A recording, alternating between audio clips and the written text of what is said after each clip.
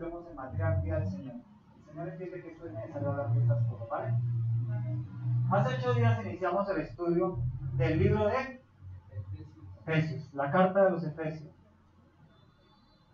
¿Recuerdan en la introducción que Éfeso era una ciudad importante, para los que no viven hace 8 días, era una ciudad importante comercial, como decir Barranquilla? Una ciudad puerto que llega a infinidad de mercancías de diferentes nacionalidades, que salen los marinos a buscar una mujer en cada puerto. Entonces había una proliferación de idolatría, de diferentes doctrinas, pero sobre todo predominaba la adoración ¿a quién? A Diana, la diosa Diana. Les recuerdo, ¿quién era la diosa Diana? La misma Artemisa, una diosa, la diosa madre, ¿sí? Una de las estatuas era estatuas, parecía el Chavo, una de las estatuas, perdón por eso, una de las estatuas, toca editar eso, son raros, ¿sí? Una de las estatuas era una mujer con altísimos bolas que parecían pechos. Ciertamente mirando en la escultura son huevos de avestruz, hablando de la prosperidad, de que es la diosa de la prosperidad. Para hoy, ¿quién sería esa diosa? Así los que no estuvieron hace 8 días. ¿Quién sería esa diosa? Que la tradición la adora. ¿Quién? La Virgen María. Y María, la Madre de Dios, no tiene nada que ver con eso. Ella nunca se endiosó. Ella siempre fue, ¿qué? Sumisa, ¿no? No fue así. Ella andaba al lado, atrás de Cristo, pero no delante de él. Entonces, la diosa Diana gobernaba ya en la idolatría, y Pablo envió una carta a la iglesia en Éfeso para ampliarles la doctrina, para profundizar en la doctrina bíblica y para recordarles quiénes son ellos en Cristo. Amén. Ese es como el gran resumen de la primera parte que vimos hace 8 días. Vayámonos a la carta a los Efesios que envió Pablo. Algo importante, Pablo la escribió desde San Andrés Islas, desde las islas griegas. ¿Dónde estaba Pablo cuando escribió esta carta? Estaba en la cárcel. Estaba en la cárcel. Y yo les comentaba tan hermoso que escribe Pablo, ¿no? Vamos a recordar el primer capítulo. El segundo capítulo. Bendito sea el Dios y Padre de nuestro Señor Jesucristo, que nos bendijo con toda bendición espiritual en los lugares celestiales en Cristo. Versículo 2, no es tan informativo. Versículo 2 del capítulo 1. Versículo 3. Bendito sea el Dios y Padre de nuestro Señor Jesucristo, que nos bendijo con toda bendición espiritual en los lugares celestiales en Cristo. ¿Para qué repito esto? ¿Quién de ustedes ha estado en la cárcel? Nadie, ¿cierto? ¿Quién de ustedes ha estado encerrado, que no puede salir de un sitio y se siente asfixiado? ¿Cierto? Y ustedes decían eso, bendito el Señor Jesucristo que me tiene aquí encerrado, que no puedo hacer nada, pero bendito el Señor. ¿Ustedes lo hacían? O decían, me dice, porque estoy aquí, yo necesito salir, yo quiero salir, no se esperaba. Y mira que Pablo, el gran predicador, el gran ejemplo, que recibió las 3/4 partes del Nuevo Testamento, que es la doctrina de la Iglesia Universal de Jesucristo, estando en la cárcel, dice, bendito sea el Dios y Padre de nuestro Señor Jesucristo, no se estaba quejando. Entonces es un ejemplo de que en esa situación difícil que tú estás, o en una situación de bendición, alabes siempre al Señor. Listo, eso fue como la gran conclusión de hace 8 días. Ya hice el gran resumen, ¿cierto? Vamos a entrar en materia entonces en la parte que nos corresponde hoy, del versículo 15 al 23. Leámoslo de la Reina Valera, ¿vale? Dice, por esta causa, también yo, Pablo, habiendo oído de vuestra fe en el Señor Jesús y de vuestro amor para con todos los santos, no ceso de dar gracias por vosotros, haciendo memoria de vosotros en mis oraciones, para que el Dios de nuestro Señor Jesucristo, el Padre de gloria, os dé espíritu de sabiduría y de revelación en el conocimiento de Él, alumbrando los ojos de vuestro entendimiento, para que sepáis cuál es la esperanza a que Él os ha llamado, y cuál es la riqueza de la gloria de su herencia en los santos, y cuál la supereminente grandeza de su poder para con nosotros los que creemos según la operación del poder de su fuerza, la cual operó en Cristo, resucitándole de los muertos y sentándolo a su diestra en los lugares celestiales, sobre todo principado y autoridad y poder y señorío, y sobre todo nombre que se nombra, no solo en este siglo, sino también en el venidero, y sometió todas las cosas bajo sus pies, y lo dio por cabeza sobre todas las cosas a la iglesia, la cual es su cuerpo, la plenitud de aquel que todo lo llena en todo. Amén. Como siempre, tenemos la palabra del Espíritu Santo, ¿vale? Padre, te damos gracias, Señor, por esta palabra que tú le permitiste escribir al apóstol Pablo, inspirado por el Espíritu Santo, allí en medio de la aflicción de la cárcel, Señor, y enseñarnos el gozo de la obra que tú haces en cada ser humano. En este caso, de Pablo en particular, dando gracias por los clientes en Éfeso, agradeciéndote a ti, sin importar que él estuviera encerrado allí en la cárcel sin poder salir a predicar el Evangelio, que era su anhelo, Señor, pero a través de las cartas lo permitiste hacer para que hoy de ella nos alimentemos como iglesia, aprendamos doctrina y te conozcamos cada día más. Gracias, Espíritu Santo, por eso, Señor. Te pedimos que en este instante gobierna nuestro corazón, nuestra alma, nuestra mente, Señor. Nos des el entendimiento de esta palabra. Nos quites toda carga, todo lo que se oponga a conocerte más a través de ella, Señor. Que limpie los aires de este lugar y no permitas que nada se interponga en el conocimiento de un poco más de ti a través de esta palabra. Te damos gracias, Espíritu Santo de Dios, y te entregamos este servicio para la honra y la gloria de tu nombre. Gracias, Dios Padre, Dios Hijo, Dios Espíritu Santo. Amén y amén. Él es el dueño de la palabra. Él solo, en este caso, me usa a mí para interpretarla con base a lo que él quiso decir y no a lo que yo quiero decir. Amén. Vamos a iniciar. Ustedes saben que estamos haciendo un estudio de tipo exegético, un libro completo y versículo a versículo para entender de verdad qué es lo que dice la palabra. ¿Sí? Hablando ya con mi esposa, ya me hizo caer en cuenta de algo interesante, voy a compartirlo, acerca del profeta Joel que tratamos en el día del ayuno, los días de los 3 ayunos. En abril hay ayuno, ¿no? Anímense, prográmense. La próxima semana damos la fecha para que todos se programen el trabajo, todos los horarios y ciertas ayunen. Cuerpo de Cristo necesita ayuno. Joel, y una parte de esa palabra, Joel 3:10, decía: diga el débil, fuerte soy. Y a veces lo colocamos en los posts de internet, de Facebook, como diciendo, como Dios está conmigo, aunque yo sea débil, fuerte soy. Ustedes lo deben haber visto, ¿cierto? Se han escuchado la frase. Y a veces la usamos en las oraciones, y mi esposa me hace caer en cuenta de que aprovechara para aclarar esa parte.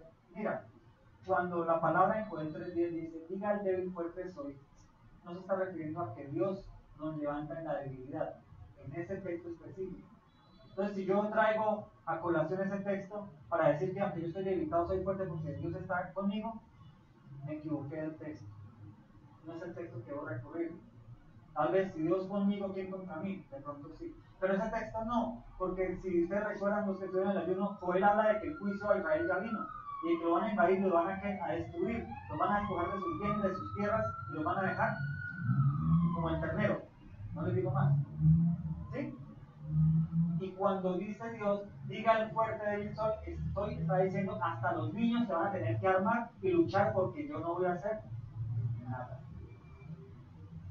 Y yo como gente de esto digo, es que soy débil pero fuerte soy. Porque en el texto de Joel 3 estoy equivocado porque Dios no va a luchar por mí. Esa palabra yo no puedo clamarle a Dios. Porque Dios dijo en ese momento, el juicio está, yo no voy a defenderlos. Hasta el más chiquitico que le den un arma y se defiendan. Entonces, ¿sí? ¿Por qué estamos haciendo un estudio exegético del libro de Efesios? Para que todas las bonitas frases que vamos a ver en Efesios, que las tomamos en algún momento en oración o como un apoyo de fe, lo hagamos de la forma correcta. Para eso es el estudio bíblico. Amén. Para que apliquemos esta palabra correctamente y Dios nos va a escuchar. Pero cuando yo le doy una oración al Señor con una palabra que no tiene nada que ver, Dios dice, pero usted, man, ¿qué está hablando? O sea, yo no puedo atenderle su ruego porque está usando una palabra que no es ni para él. Una palabra de castigo y uno la toma como una palabra de bendición. Es la importancia de estudiar Biblia. Vengan a mi mente, amén. Sí, vamos a iniciar entonces, bendito el Señor. Versículo 15. Mira cómo Pablo nos hace notar de que él en la cárcel oraba por los que estaban afuera, que él se acordaba de todos ellos en la oración. Tal vez no se acordaba nombre por nombre, ¿no?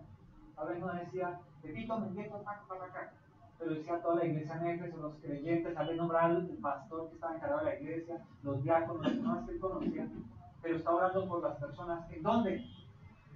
En la cárcel. Y cuando no estamos atribulados, ¿por quién oramos? ¿Por los demás o por mí? Por mí, ¿sí o no? El cristiano es muy egoísta, porque no entendemos la palabra, pero con eso estamos entendiendo la palabra. Y vamos a ver que en medio de la dificultad debemos orar por quién, por los otros. Porque yo estoy aquí, si Dios me puso para orar aquí, es su voluntad que yo esté aquí, así esté en problemas. Claro, en medio de los problemas en la oración, el Señor va a decir, este muchacho está crucificado y está diciendo, perdónalos porque no saben lo que hacen. Jesucristo está hablando por él, está intercediendo por los que lo están crucificando. Y nosotros a veces hacemos todo lo contrario, ¿no? Entonces mira el ejemplo de Pablo. Por esta causa, lo que dice todo lo que tomamos 8 días, yo, habiendo oído vuestra fe en el Señor Jesús y vuestro amor para con todos los santos, no ceso de dar gracias por vosotros, haciendo memoria de vosotros en mis oraciones. ¿Para qué ora Pablo? Para que el Dios de nuestro Señor Jesucristo, el Padre de gloria, os dé espíritu de sabiduría y de revelación en el conocimiento de Él. Versículo 17, vamos a concentrarnos en él. Pero antes, en sus Biblias, yo espero que hayan traído su Biblia, volvamos a ver los versículos primeros, en donde Dios dice, el versículo 7, versículo 8, 7 y 8, de ese mismo capítulo, mira lo que dice. En quien tenemos redención por su sangre, el perdón de pecados según la riqueza de su gracia, que hizo sobreabundar para con nosotros en toda sabiduría e inteligencia. Recuerdan que lo hemos hecho ya, ¿no?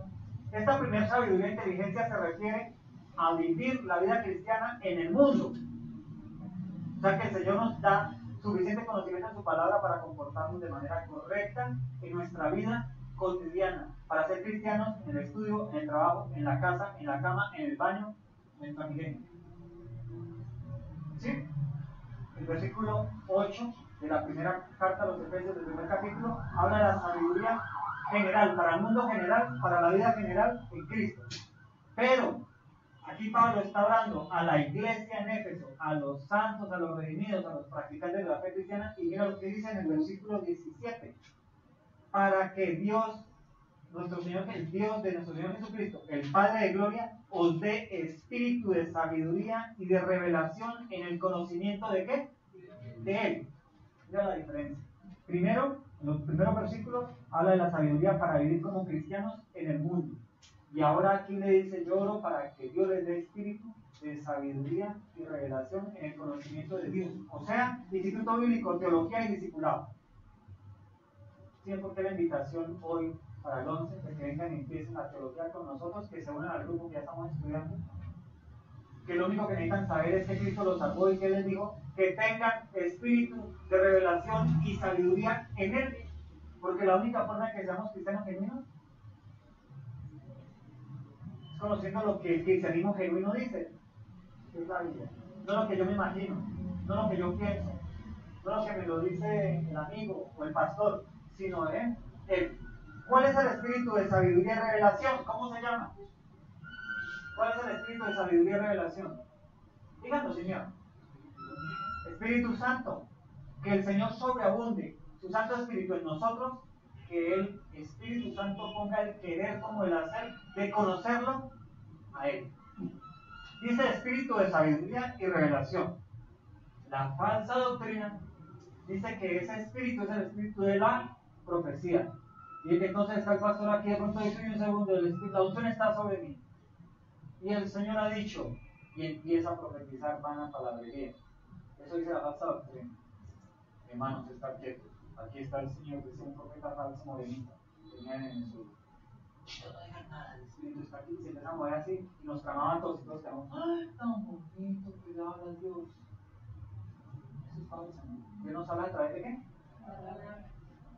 Hay otra. Se cerró este libro y el espíritu de la revelación de la palabra quedó quieto. Ya no más. Porque la palabra ya fue escrita. Y la revelación viene porque yo uso este cerebrito que me dio Dios. Muchos con un coeficiente grande intelectual, otros con poquito, pero todos con un coeficiente suficiente para entenderlo. Entonces no te quedas bruto para no entender la palabra. Créete que tiene la capacidad del Espíritu Santo para que vengas a entender, ¿vale? Espíritu de revelación, ¿cómo se dice? De sabiduría, ¿verdad? Espíritu de sabiduría y de revelación en el conocimiento de Él. Entonces el espíritu de sabiduría nos lo da el Espíritu Santo para poder entender la Biblia. Y entender esa palabra, cuando digo que diga el débil fuerte soy, ver todo el contexto y darnos cuenta de que no es una palabra para yo orarle a Dios. Porque si mi Señor, tráeme palo porque tú ya no vas a pelear por mí. Entonces cuando leemos y entendemos la Biblia, ¿qué pasa con nosotros? El espíritu de sabiduría y revelación está operando en nosotros. Estamos llenándonos de la palabra y el Espíritu Santo nos va a dar entendimiento. Y ahí sí nos va a dar revelación de lo que el texto nos dice, de lo que la Biblia nos dice. Yo les he explicado el miércoles pasado, o el domingo pasado, el miércoles pasado, unos días pasados, hablábamos con una hermana acá en Cristo. Ella me traía una palabra, me la mostraba en Mateo. Yo le decía que esa palabra le dio una revelación a ella que le impactó mucho en su alma, en su corazón. Y decía, no, es que Dios entonces lo mata a uno, lo corta porque uno no ha dado fruto. Y yo le explicaba la palabra y le decía, no, mira, ahí está hablando al pueblo judío, de que iba a ser desechado del poder de enseñar la palabra porque no lo habían hecho y ahora se tomaba la iglesia. Pero también esa palabra tiene que ver con que yo estoy en la obligación de hacer lo que no hizo Israel, de predicar el evangelio y dar fruto a través de, bueno, les expliqué todo eso. Esa revelación personal que el Espíritu Santo le dio a ella y que le impactó, es lo que le da a uno Dios cuando uno lee la palabra. Y cuando yo la estudio, me da la sabiduría de lo que el texto decía ciertamente para alguien específico, aparte de lo que ya me dijo a mí, de manera espiritual. ¿Está enredado? ¿No se habla enredado? Que lo veo demasiado serio. Son de mí. ¿Es por el frío? ¿Cerramos un poquito la puerta? ¿Sí? ¿Por el ruido y todo? Si no me están entendiendo, mis hermanos, ustedes saben que esto no es aquí la religiosidad, que nadie puede hablar, ¿no? Levanten la mano y digan, no entendí, ¿vale?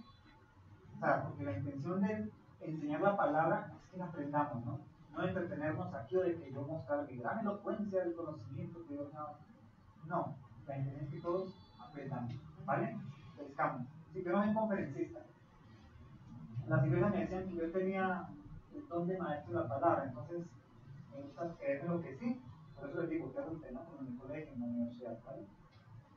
Entonces, mira, espíritu de sabiduría y revelación. Hermanos, nos falta mucho espíritu de sabiduría y revelación.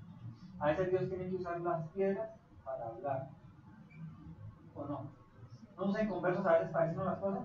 O al papá o a la mamá, o al novio o a la esposa, y uno queda chocado y le saca la piedra, pero uno después dice, Dios me habla a través de... ¿No es así? De un devocional, hoy un hermano me habló de un devocional, y lo están leyendo el devocional que parece que los invito a que se conecten, que nos regalen su Facebook para matricularlos y que les llegue el devocional, ¿vale? Es un devocional bonito, que exalta a Cristo, que nos muestra quiénes somos en Cristo. A veces regocijan el alma, otros, la gran mayoría que hacen, nos exhortan, ¿no? Porque la palabra es para exhortarnos, no para corregirnos, no para deleitarnos en nuestro deleite. Cree que todo está correcto y todos estamos en el proceso de qué? Somos un edificio en construcción, mi hermano. Y algunos de aquí todavía son zapatas. Y está el barro al lado y cuando llueve te sube el barro. Otros ya tienen de pronto bases y unas columnas, ¿cierto? Otros ya tienen varios pisos. La mayoría sin decoración, con obra gris o negra. Entonces, todos estamos en ese proceso de crecimiento. Por eso algunos la palabra habla, no la entendí. Otros sí la entendí, me impactó. Otros me gustó, otros sí como que me dio palo. Pero eso es parte del piso en el que estamos, ¿vale? Entonces, los invitamos a que en Facebook se conecten en el devocional y lo hagan. Lean. Yo a veces dejo de hacer el devocional a ver si la gente me dice, uy, pastor, no hicieron el devocional tal día. Pero no me lo dicen, digo, como que no lo están leyendo. En serio. Igual a veces ustedes han participado de ese devocional y vamos otra vez a volverles a dar para que ustedes participen y me den el devocional para publicarlo. Oye, vamos a darle los papelitos con los textos para que los hagan. Vamos a hacer ese control, o sea, no hacer libre, sino como estamos haciendo estudios, para que lo hagamos de manera sistemática, ¿vale? Espíritu de sabiduría y revelación. A todos nos faltan, todos. Porque hasta que lleguemos a la estatura del varón perfecto no vamos a tener la plenitud del conocimiento. Y es más, dice la Biblia que cuando estemos allá, muchas cosas nos serán reveladas. O sea que hay cosas aquí que la Biblia no nos va a revelar. ¿Por qué? Porque es secreto de Dios. O alguien aquí en la tierra va a poder definir la Trinidad de manera que todos lo entendamos. ¿Sí o no? No, uno puede dar una explicación y aceptarla, pero por dentro, la cosa, por ahí algo le dice a uno, no tome cuenta, como que no me ha profundizado. Y podemos investigar ese arte lo que quiera. Y hay libros así, de grandes teólogos sobre la Trinidad, y uno sobre un 8 leyéndolo. No que no lo veas, puede leer hasta por internet, ¿vale? Espíritu de sabiduría y revelación. Lo necesitamos, mi hermano, para entender la Biblia de la forma correcta. La sabiduría nos la da el intelecto, estudiando. El espíritu de sabiduría nos lo da Dios a través del estudio. O sea, no esperemos llegar a ser doctores en medicina, PhD sin haber cursado 15 años de medicina y haber estado interno no sé cuántos años en diferentes áreas de un hospital, ¿me entienden? No esperemos conocer toda la plenitud de la palabra, sino leemos y estudiamos, guiados por maestros, grupos donde haya aporte de ideas, donde el Espíritu Santo, a través de cada creyente, obra en la revelación. ¿Entienden? Dios no me va a revelar algo que yo ya no he estudiado. Porque dicen los predicadores falsos, de falsa doctrina, tranquilo mi hermano, que en el momento en que necesite una palabra, Dios se la va a dar, porque Él prometió. Él se lo prometió a la iglesia primitiva y le dijo a los apóstoles, tranquilo, cuando lleguen a los concilios y los interroguen, no se preocupen de lo que hagan que decir, porque el Espíritu Santo les dirá qué decir. Pero es que ellos no tenían que. Eso no estaba escrito, no estaba plasmado. Entonces el Espíritu Santo venía sobre ellos y les daba, les hablaba de la palabra y ellos la expresaban. Pero hoy no vamos a jugar al profeta falso. Ay, Señor, háblame. Señor, abro las puertas, las ventanas, cuando llega la mañana, pues quieres hoy venir. Como esa canción del falso cantante. Bueno, no lo vamos a publicar en YouTube. ¿Me entienden? No. Espíritu de revelación, de sabiduría y revelación, es que yo dedique tiempo a leer la Biblia, estudiarla, me cuestione, me pregunte y diga, yo qué pitos toco en esta palabra, lo que hace un devocional. Y luego en el grupo de teología lo comparta, lo envíe y el Espíritu de revelación venga a través de un hermano, de una hermana, y el Espíritu Santo fluya y todos tengamos espíritu de sabiduría y revelación.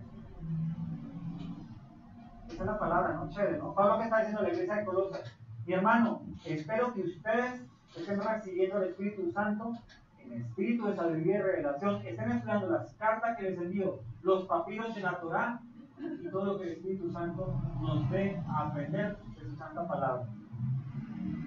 ¿Hoy la iglesia hace eso? No, entretienen. Un bonito grupo de alabanza, una niña danzando y un predicador así de guapo, pero gran elocuencia, pero sin mucha palabra bíblica. Ahí es guapo. Para que se rían y contar un poquito de. ¿Me entienden? Bueno, vemos guapos de corbata.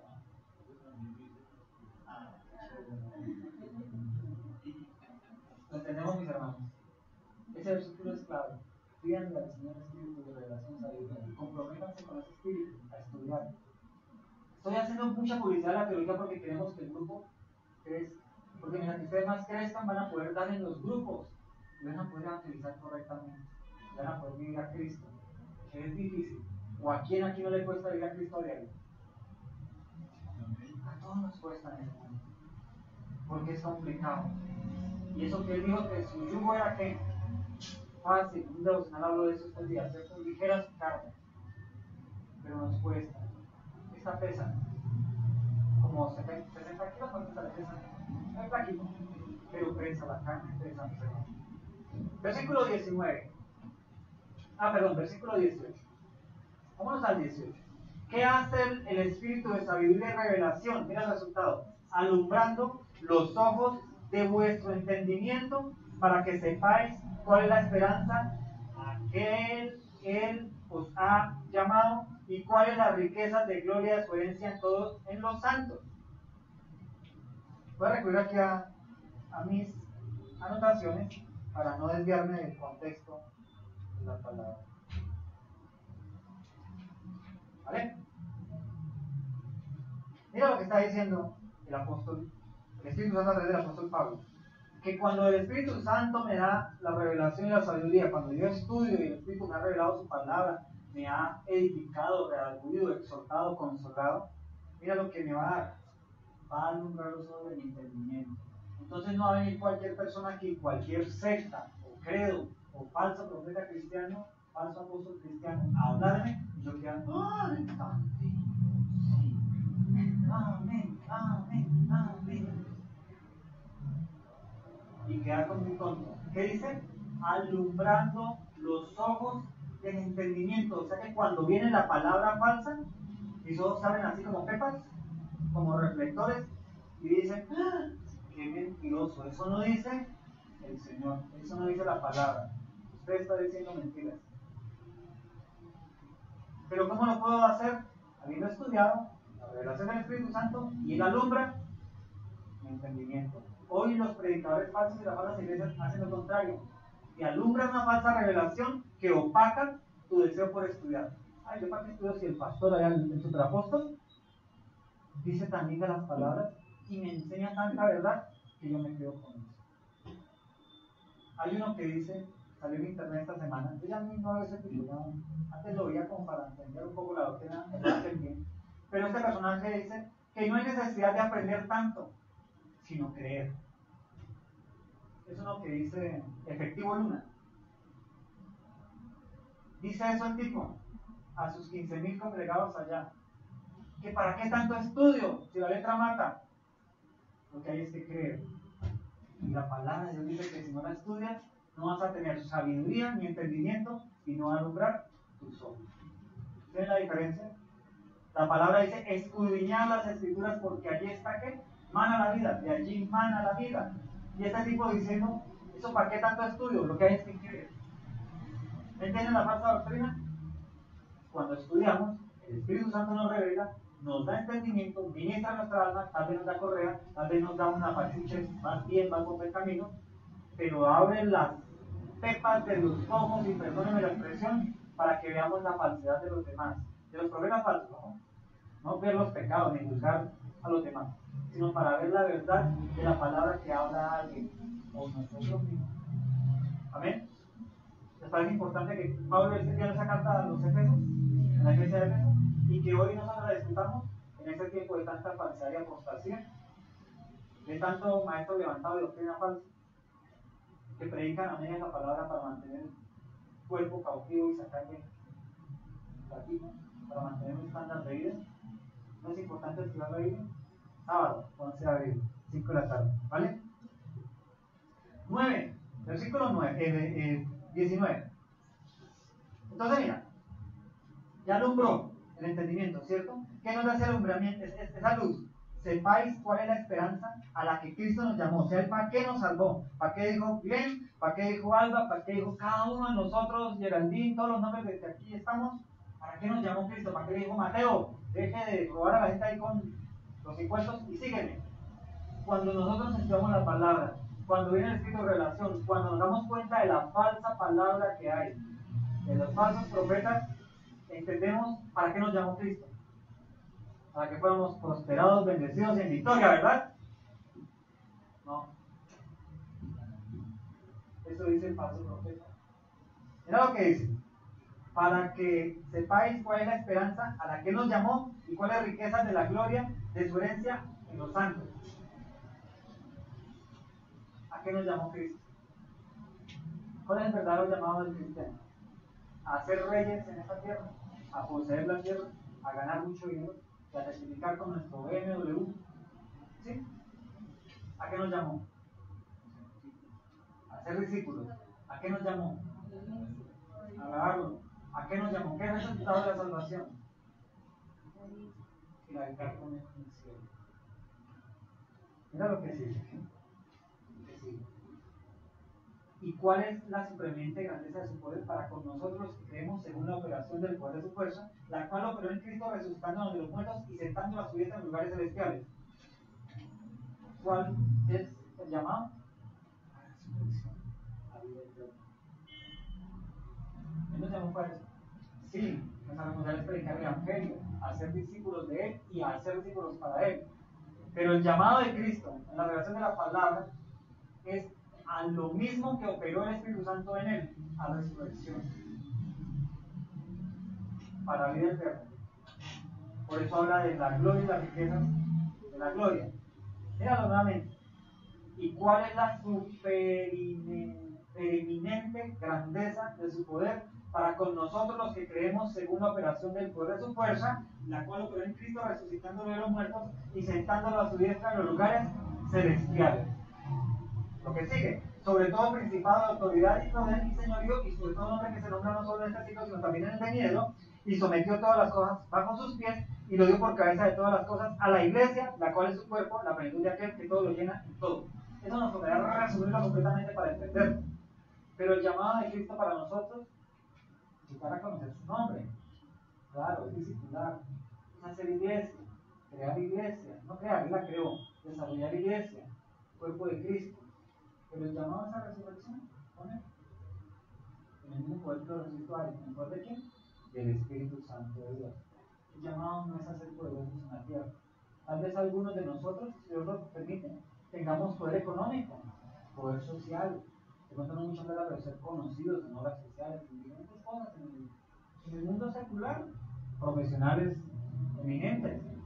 Sí, pero ese no es el llamado de Cristo. El llamado de Cristo es a salvación, a resurrección de los muertos y vida eterna en Él. ¿Para qué?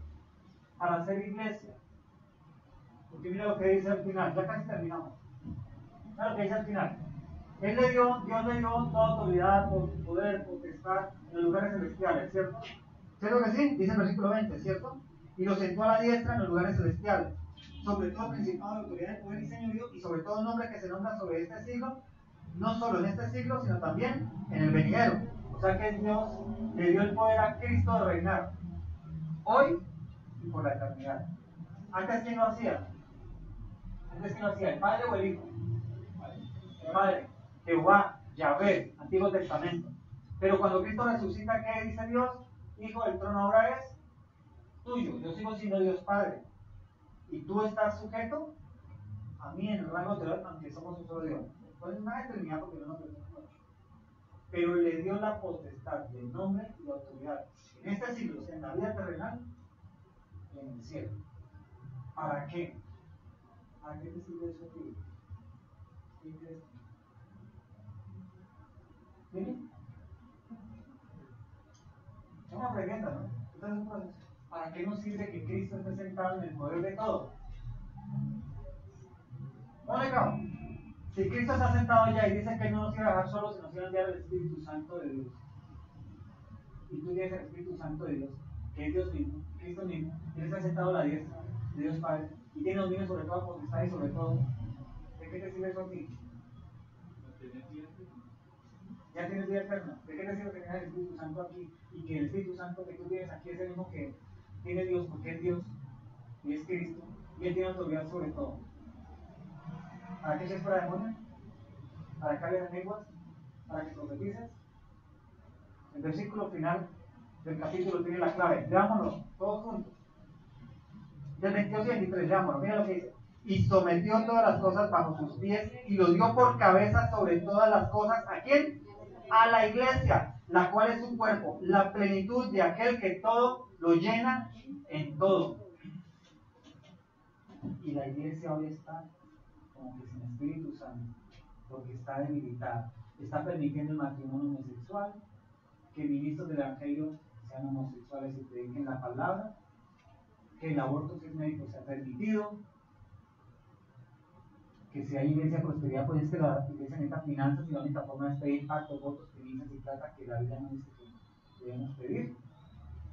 La iglesia está debilitada porque el Espíritu Santo no está. El Espíritu Santo no está aquí abajo en el corazón, muerto el Espíritu. ¿No? El Espíritu Santo no está allí en esa CMN, bueno, donde muchos de ustedes vienen. Es un espíritu de engaño, de error. Por eso necesitan pedirle plata a la gente y desfilarla y mentir y hacer una cantidad de locuras para sostenerse. Porque no está el poder del Espíritu Santo de Dios. Si Dios dice que te dio a ti el mismo poder que operó para resucitar a Cristo y que está en la iglesia y dio a la iglesia como cuerpo, y la cabeza es Cristo, y le dio el poder de ministrar la palabra de Cristo en este mundo, y tienen que recurrir a escribir a la gente. ¿Está el Espíritu Santo allí? Lo que Pablo le está diciendo a la iglesia en Colosas: no se olviden ni se dejen influenciar de todas las sectas y doctrinas raras que hay en esa ciudad. No se olviden que ustedes tienen el mismo espíritu que resucitó a Cristo, que posa en Cristo y que es Dios, y que gobierna la iglesia, que son ustedes, los seres humanos. No se dejen caer en esa falsedad, en esas predicaciones de error. ¿Cómo estamos nosotros con el Pablo? Estamos predicando conforme la palabra de Dios, no para tumbar a la gente al piso y se revuelve. ¡Ay, expulsó un demonio! ¡Demonio de fornicación fuera! Ese no es el poder del Espíritu Santo. El poder del Espíritu Santo es que yo predique una palabra acá, que Él me use, no soy yo. Que yo la predique y todos nos digamos estoy mal. Nosotros digamos, sí, Señor, gané esta batalla, bendito sea tu palabra porque me ayudó. ¿Me entienden? El poder del Espíritu Santo es que hablemos la verdad y aunque nos duela, volvamos a los 8 días. Que hablemos la verdad y aunque nos duela, leamos la Biblia diaria. Y nos pegue duro, ya se nos consuele. Ya se nos diga, estás en el camino, pero sigue. Después de que dice valiente. A eso se refiere el texto. Sigue. El objetivo es Cristo. Entendimos hoy el lanzamiento de la palabra. ¿Recuerdan el título? No lo leí. ¿El título cómo se llama? La iglesia de Cristo. Eres su cuerpo. Si esta cabecita, si yo la pudiera quitar, estilo ese programa El demonio que llama Los Simpsons, ¿se han visto que encapsulan las cabezas así, los cerebros? ¿Sí lo han visto? Si esa cabecita no tiene un cuerpo para expresarse, ¿qué es lo único que puede hacer? Hablar, ¿cierto? Hay unos Simpsons, ven que hablan, ¿cierto? Pero se puede expresar de alguna manera. Yo sé que ustedes trabajan en esa vaina, ¿no? Yo hace años que dejé de verla. ¿O Futurama es? Ah, bueno, entonces Futurama, a ver, me equivoqué. No veo si es Futurama. Bueno, se dan cuenta, ya no veo si es Futurama. Hacemos publicidad. Una publicidad. Bueno, no vean eso. Retomo el tema. Hombre, bien, mis hermanos. Pues ya ven las cabecitas ahí de Einstein y todos los que sacan ahí, ¿no? Mira, esa cabeza, ¿cómo que puede expresar? Pero puede actuar lo que habla. Creo que no puede actuar lo que habla. Mis hermanos, hoy no hay iglesia, no hay poder en la iglesia de Cristo a nivel mundial. El poder que ustedes ven es falso, ¿no? Benny King, Castuna, Maluma, son poderes falsos. Claudio Freyson, aquí nomás. Amén, amén. Son poderes falsos, engañosos. El de ayer, el que me quitó media audiencia a la reunión de Cañas, predicador falso. Son falsos, mi hermano. Ustedes tienen que empezar a discernir la palabra de verdad. Este personaje es otro personaje falso. No más con el solo hecho de que lo hayan nombrado apóstol de la iglesia que nosotros retiramos. Allá lo nombraron apóstol. Un simbolismo masónico con una espada y todo, junto con la de fuego, y otros pastores que no tuvimos estaban en esto, se enloquecieron, rito masónico en la iglesia. Esta es la razón que la realizan. ¿Entienden? Esa es una de peor. Bueno. Ese es el tipo de iglesia.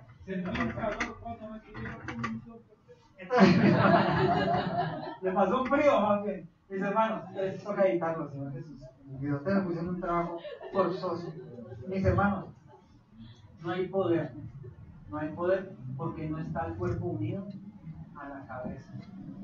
Le está diciendo aquí esta palabra, mire, ustedes tienen el mismo poder como iglesia que tiene Cristo porque es la representación de Cristo. Cristo es la cabeza y la cabeza solita sin un cuerpo no opera.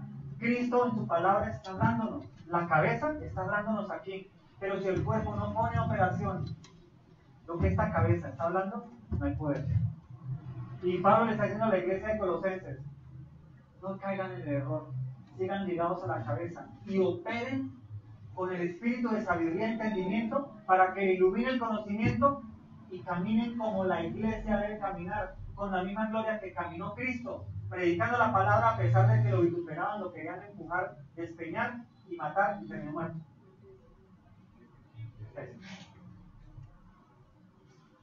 Por eso no hay poder. ¿Tú tienes poder en tu vida? Te falta Cristo.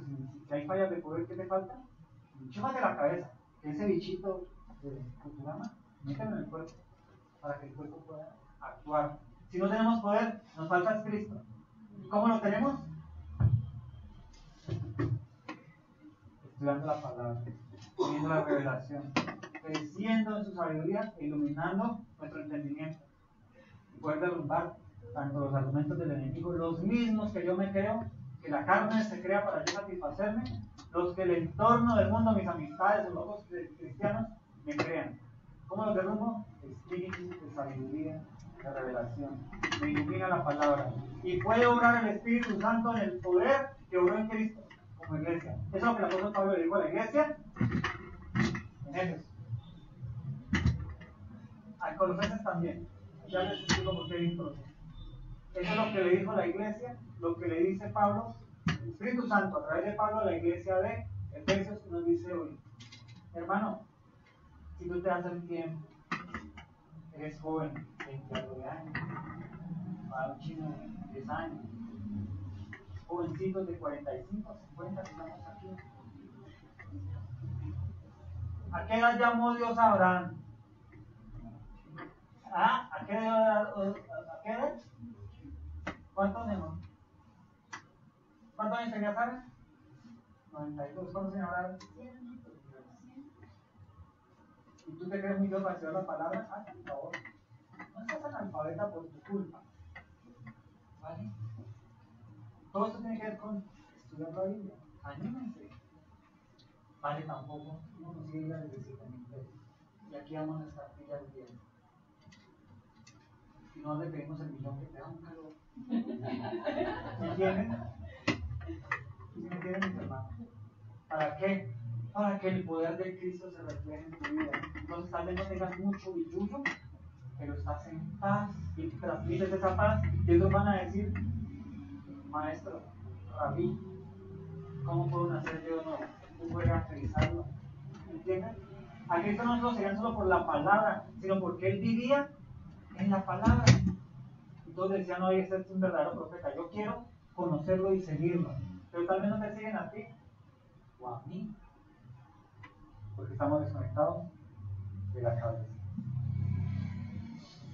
Chévere, ¿cierto? ¿Por qué dice de Colosa, mi hermano? Porque esta carta de Efesios, de forma específica, no fue escrita a los Efesios. La adoptó la iglesia de Efesios, pero fue una carta que viajó por todas las iglesias. O sea, Pablo dijo, esta carta mándenla a todas las iglesias y todas aprendan de ella. Y Colosas fue la iglesia que primero la recibió. Por eso tenían Colosenses.